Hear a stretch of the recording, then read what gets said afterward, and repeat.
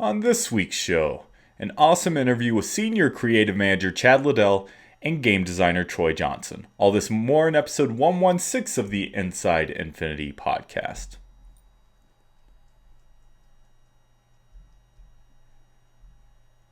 Do you like Disney as much as I like Disney? Of course you do. Well, if you do, you should check out the Mousecast, MediaMeltdownPodcast.com. The Mousecast is a bi-weekly podcast about all things Disney. Disney news, rumors, theme parks, movies, and even a little bit of Infinity sprinkled in there now and then. Check them out. They're also part of the Res.TV network.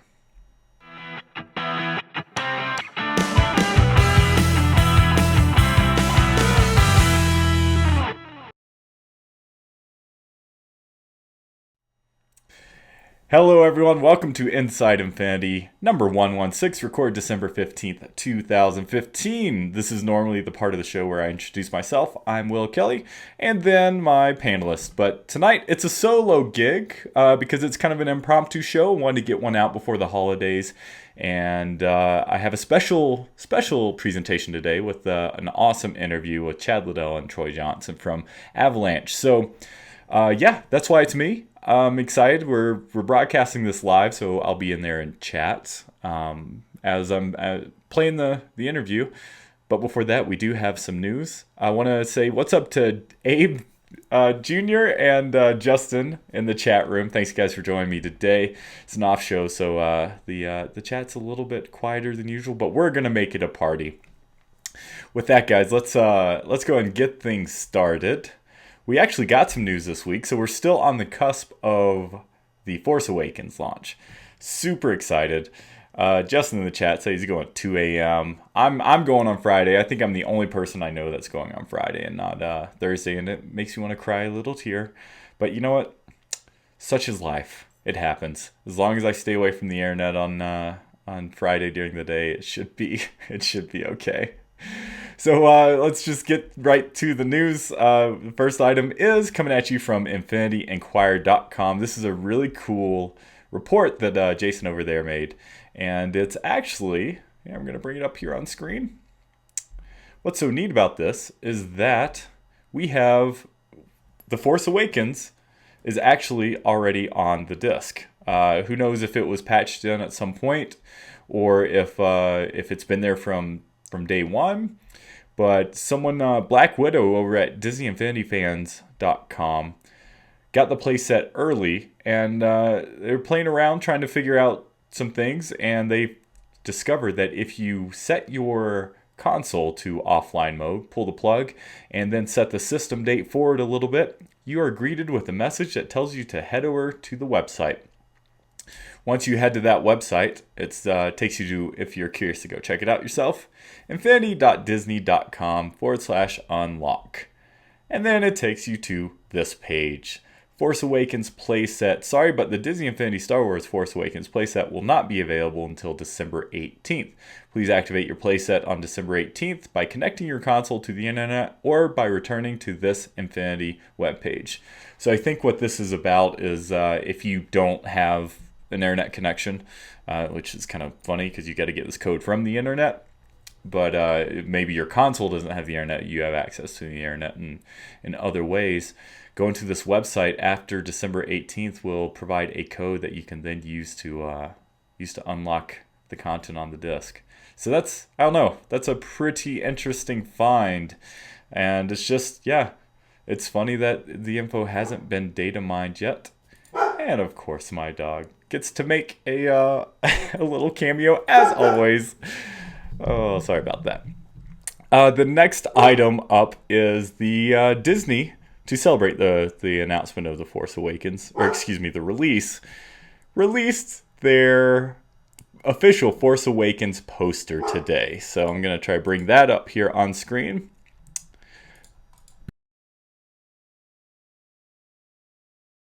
Here it is.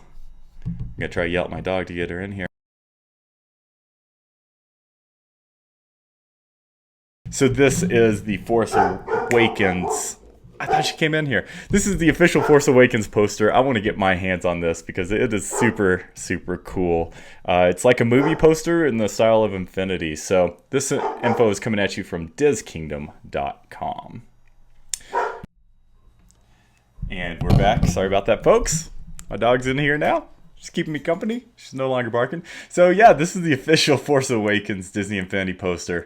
It's cool. I got to figure out how I can get my hands on one of these. Maybe I can even get some to give away because I just love how it looks like the movie, but in the style of Infinity.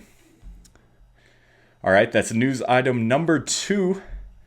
Now we're on to our last news item of the week. This is kind of piggybacking on something we talked about last week that we were almost late for, and that is you can now vote for the toy boxes of the year. So, if you head on over to infinity.disney.com, go to the community tab, then go to the news, and the latest news item, December 12th, you can now vote for your toy box, your favorite toy box of the year. Voting ends on Sunday, December 20th, so that's this Sunday at 11:59 p.m. And the way it works is you go to this site, then you click on the vote button. Just going to walk you through it here. And I'll include all this in the show notes so you can just click on the links to take you there. It's going kind of slow. There it is. So you have to sign in like always. But from here, from the nominees, you can vote for your top 5 favorite toy boxes. So you just click on the vote button once you log in, and then click submit. You can do this once per Disney account, so you can really only vote once. And then you can also cast one additional vote by tweeting, "My vote goes to #DisneyInfinity, #ToyBoxName for Toy Box of the Year 2015, once per Twitter account." So again, I will include this site on our show notes so you can absolutely vote for your favorite toy boxes. It's super awesome. I'm gonna have to go through all of these and check them out and cast my votes, and you should totally do the same because there's some cool stuff in here. So that is that. Like, they even has a countdown: 3 days until Star Wars Force Awakens playset, movie. I don't know, one or the other. All right, well, that's going to wrap up the news for the week. Now we have the super awesome interview with Chad Liddell and Troy Johnson.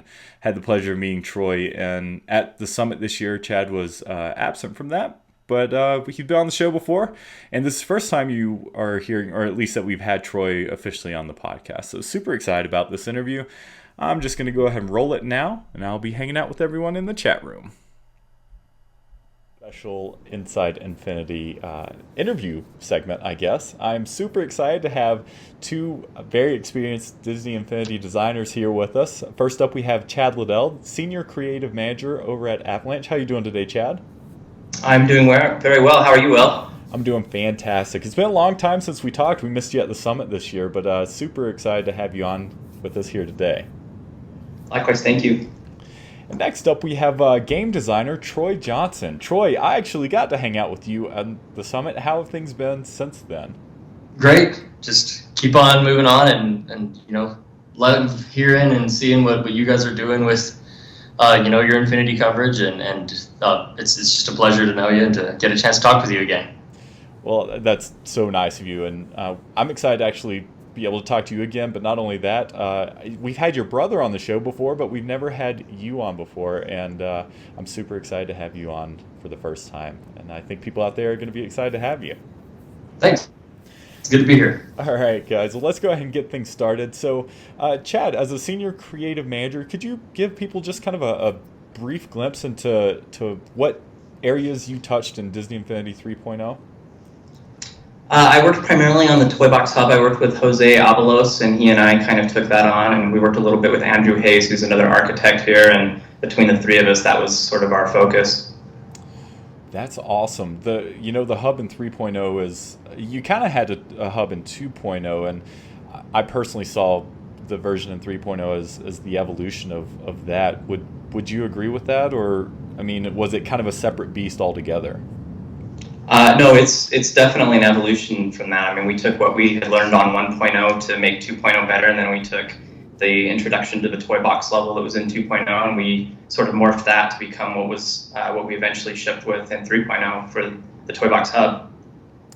Now, it's been really interesting kind of seeing that iterative process throughout each version. It seems the game is so robust, and there's so much you can do with it. I think for new players, it can sometimes be daunting, and it's been interesting watching the onboarding process over the last 3 versions kind of become improved. Do you think? I don't know. I kind of feel like you hit the nail on the head with 3.0. Do you feel the same way, or do you see more room for improvement as far as onboarding goes? Well, I mean, I think when you look at the process of onboarding a player for something like a toy box, I mean, the toy box it's got a massive amount of depth to it. So I think we can always do better, but I think we're happy with where we're at, and we're looking forward to making it better in the future. Yeah. Now, you've worked on lots of games in the past. How do you feel Infinity's, with the complexity of the game, what types of challenges does that present to onboarding with the player? Well, actually a lot. I love working on what I do now. The interesting thing about it is when you think about a normal game, the process for getting the player sort of into that game is usually pretty straightforward. You just have to teach them, how the game systems work, how you interact with the character, how characters interact with each other, things like inventory. The toy box is pretty unique because we have all those things, but in addition to that, there's so much depth there with things like Creativitoys and the amount of interactions that are possible between characters and with toys in the world and creating your own worlds. The entire logic system which Troy works on. I mean, there's enough depth there that we have people who are like Jose Abelos who works on onboarding. He has a master's degree in computer science, and it gives him all he can handle. It has that much depth there. So it's kind of interesting. It kind of parallels some of the challenges, I think, with just education in general of, I have to take somebody who, this might be the first time they've ever played a game, all the way up to, somebody who's very, they're versed in how logic works and how do you get them familiar with the game. So it's a huge challenge, and it's an exciting one to chew on every day. Yeah, absolutely. I mean, it sounds like a daunting task. If I may ask, and if you can't speak on it, feel free to tell me shut up. But how do you go about measuring the success of kind of the onboarding process? I mean, it's something that's kind of hard, I would imagine, to really capture and the QA process. How do you know when you've struck gold with the way you presented that to the player? Well, so that process actually begins pretty early. We kind of make a prototype, and we bring kids in and we have them play it, and we see how they do with it. And if they're learning, and if they're having fun, if they're smiling and laughing, you're onto something. If they crawl under the table and cry, you have some work to do. So it starts there, and then when we actually, each time we've shipped the game, we kind of go through a post-mortem process where we look at social media, we look at what you're doing and people like you. We look at forums, we look at reviews. We kind of do a process where we collate all that information. We find out what people are saying, and then we also look at data just on how people are playing the game.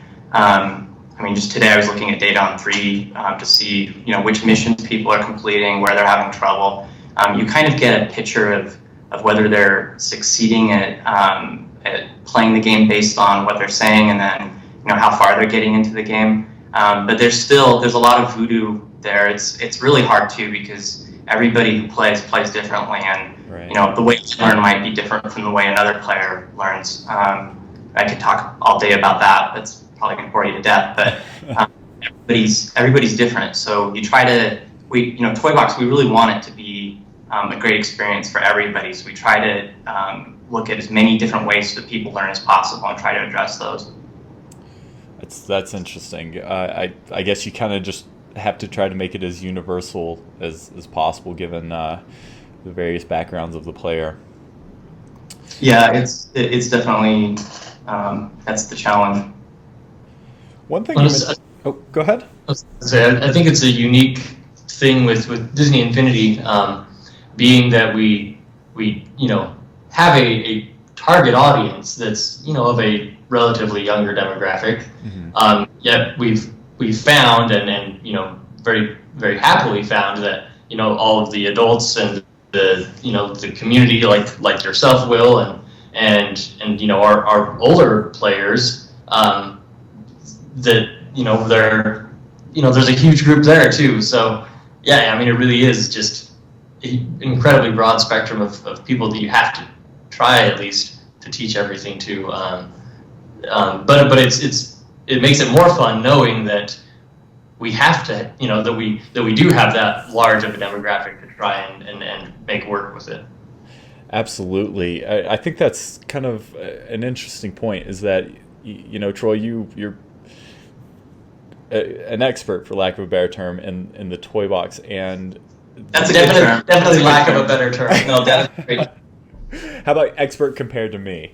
But you have, it's a complex beast, right? It's not, you're not going to hand this thing to two different people and have the same outcome. Where if you have something that's a more linear experience, then they might get there at different times, or they might there's two paths, and one person takes the left, the other person takes the right. With Infinity, especially in the toy box, it's a blank slate, and I imagine designing the tools and the onboarding and the tutorials in ways that can make play in those areas just as effective for adults, all the spectrum, adults to kids, and that I think that would be a really interesting part of that.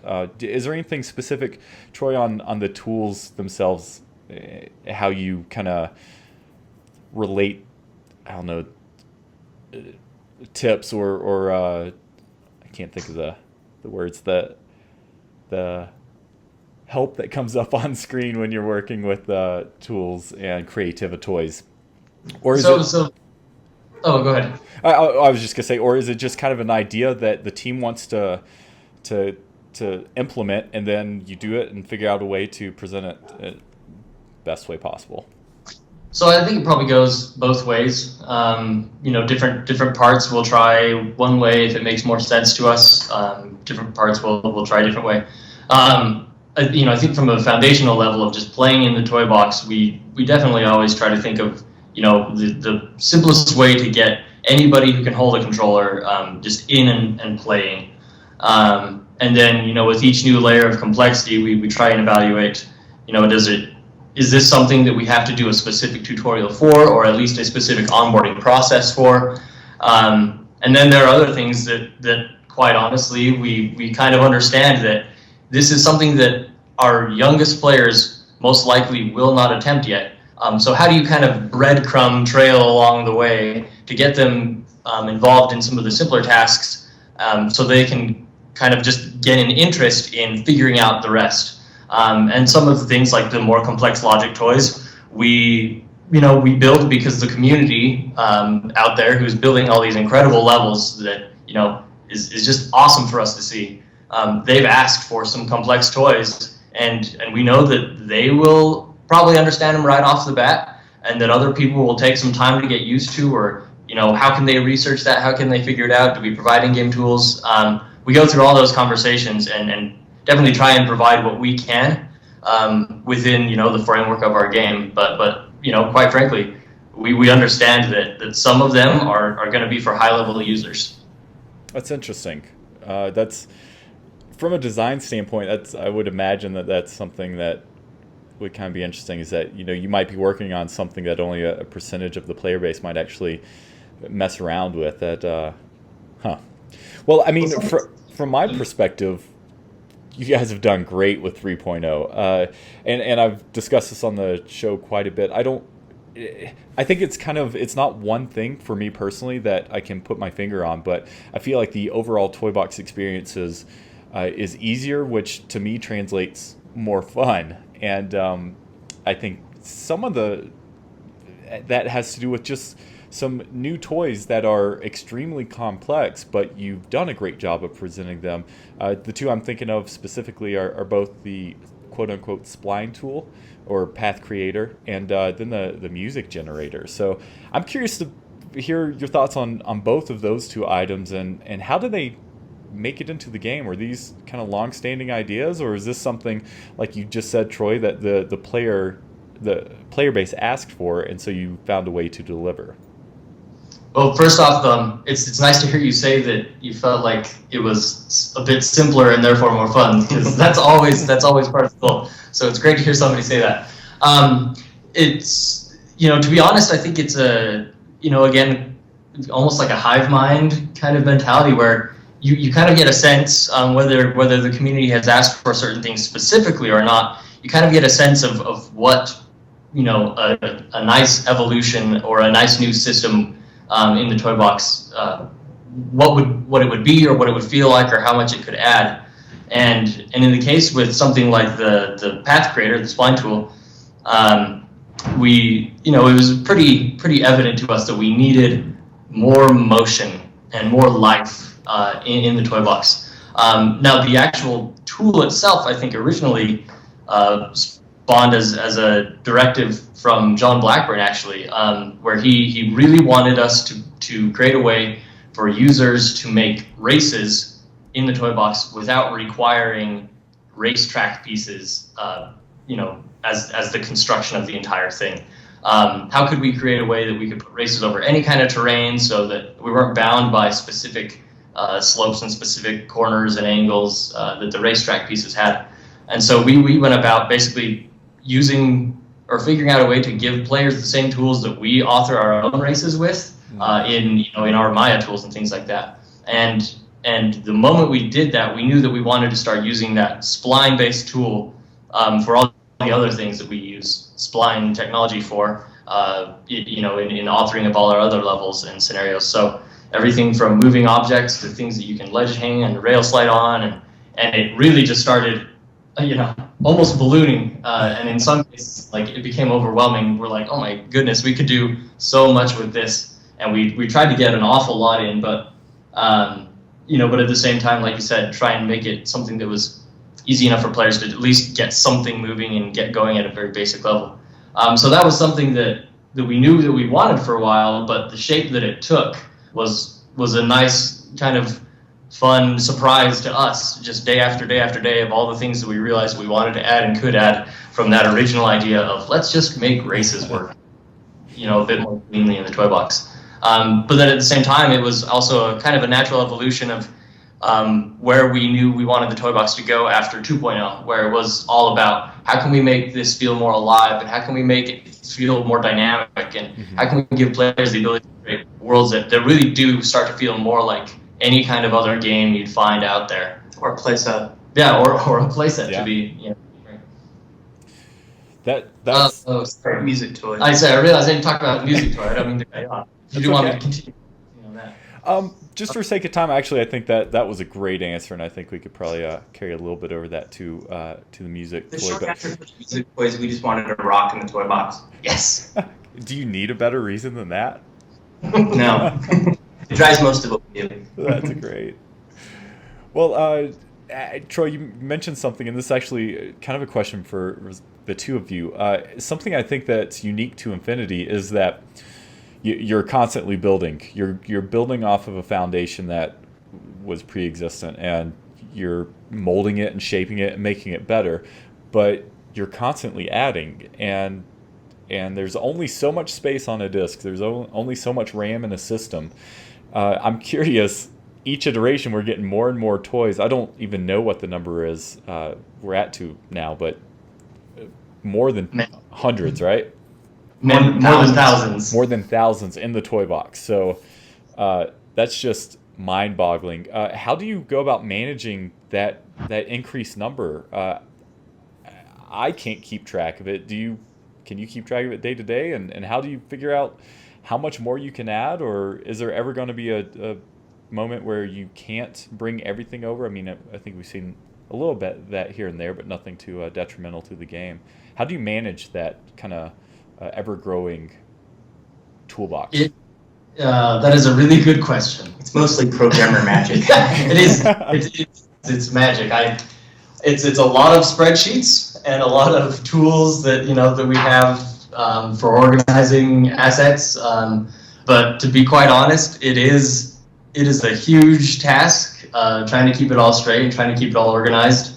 And sometimes, luckily, I'm not usually specifically responsible for making sure all of the data is organized in such a way. I generally know about what's there, but thank goodness there are smarter people than me that do manage that piece. But I think really the question and the I don't know if it's problem or challenge that we deal with, and that we are directly involved with, Chad and I, is how do we make those all organized and accessible to the player? Mm-hmm. And I think that's probably the more important piece as far as at least as far as our players are concerned. But I will say it is a challenge, and we're always investigating new ways and new ideas behind how we can streamline the search process and giving people intuitively helping them find what they want when they want it. We're always looking into new ways to kind of try and figure out how we can better do that. But for lack of a better answer, it's a challenge, and it's one we are always thinking about. I guess it's a good problem to have, though, right? Having so much stuff. Well, and you kind of did that a little bit, not necessarily giving the player what they're looking for while they're looking for it, but as far as discoverability of toys goes, you introduced the toy capsule generator in this version, and I love just playing around with that because as a builder, I've gotten to a point where I've found certain toy box toys that I like the most, and they're kind of my go-to, but I like throwing those down every once in a while, just pressing the buttons and see what pops out. Just give me something new to play with that may not have seen in a while. So I'll give total props to Chad for that one. This was, I think one of the best, coolest new things that did make things accessible in Toy Box in 3.0, and it was a brainchild of Chad's from years ago that people finally realized, like, it's genius, make this thing happen now. So it was fun to see it come back. It was a fun thing to play with a long time ago. Yeah. How's it look now in comparison? Does it look pretty similar to what the original idea was? It's pretty dang close. Yeah, it's pretty close. That's awesome. Well, gentlemen, I could talk to you all day. I do want to be respectful of your time. I have one last question before I let you go, and it could be hub focused, it could be toy box focused. I'm just curious, where do you guys see the direction of the game heading? Do you kind of like the direction it's gone, with certain versions having kind of primary focuses? Do you just want to see more Creativitoys in the toy box? Do you want to see the toy box hub become even more of a kind of theme park? Because that's the way I see it. Where would you like to see the game head next, or in the future? Well, personal opinion here, for the just toy box proper. Really, I love the fact that we have such an engaged community, and for me, it's really about listening to what the community asks for and trying to deliver on something special that they have been either clamoring for or maybe even surprising them with something that exceeds their expectations, as far as a new ad or something. But that's really what I like to focus on, and I just love having that kind of back and forth and trying to be cognizant of what people want and try to deliver on that. In addition to that, I would just say we have huge plans of where we're going with this, and I'm just going to leave it at that. Oh, what a tease. It's magic. That's where it's headed. I like it. Just sprinkle some of that fairy dust on there. A lot. Well, gentlemen, I think that's going to wrap it up. Troy, thank you so much for coming on the show. This was a pleasure. I hope it's the first of many. Likewise. And Chad, thank you so much. It's good bringing another interview with you. It's been, I don't know, maybe a year or so since we've talked on air. So it's nice having you back as well. And thanks for talking to us about the hub. Thank you very much. It's great to talk to you. And thanks for all the work you do for the community. We really appreciate it. We do. Oh, thank you. All right, guys. Well, until next time, I'm going to bid you adieu. Thank you so much. Okay, well, take care. Talk to you. All right. Thanks, Chad. Thanks, Troy. Had a great time with you guys on the show. It was unfortunately too short. no matter how much time you would have given us or been able to spend with us, it still would have been too short. So we appreciate the time that you were able to spend with us. It just means we're going to have you back on the show again. And want to thanks everyone who joined us after or during the interview. We got Tad in there. We got Evilos Chris. Welcome, buddy. Cindy is there. Infinity Guru. Joe, haven't seen you in a while. And Cody. And then the one and only Pirate Steven. So thanks for all you who joined, and hope you enjoyed that interview. Do want to correct myself. Troy absolutely is an expert in the toy box. I just kind of felt that expert wasn't a large enough title to encompass what he does, and so that was all I meant by that. And but Troy, you are the man. So that's going to be it for this week's episode, everyone. We really hope you enjoyed it. Thanks for joining me on the off day. Happy Force Awakens week. The Force Awakens drops tomorrow as the show is recorded and broadcasted, so that's super exciting. Everyone stay safe out there, and I hope you enjoy the movie. And if you're not seeing it tomorrow or early in the morning tomorrow, stay off the internet so you don't get spoiled. This is a cultural event, and so it's a big deal. You want to make sure that you enjoy it as a blank slate. So, all right, next week I'm sure we are going to have a show, and I'm sure it's probably going to be a Force Awakens post-mortem and debrief, so looking forward to that. Thanks again to everyone who joined this week. Yeah, can't wait until we talk next week, and until then, we hope your week is filled with infinite possibilities.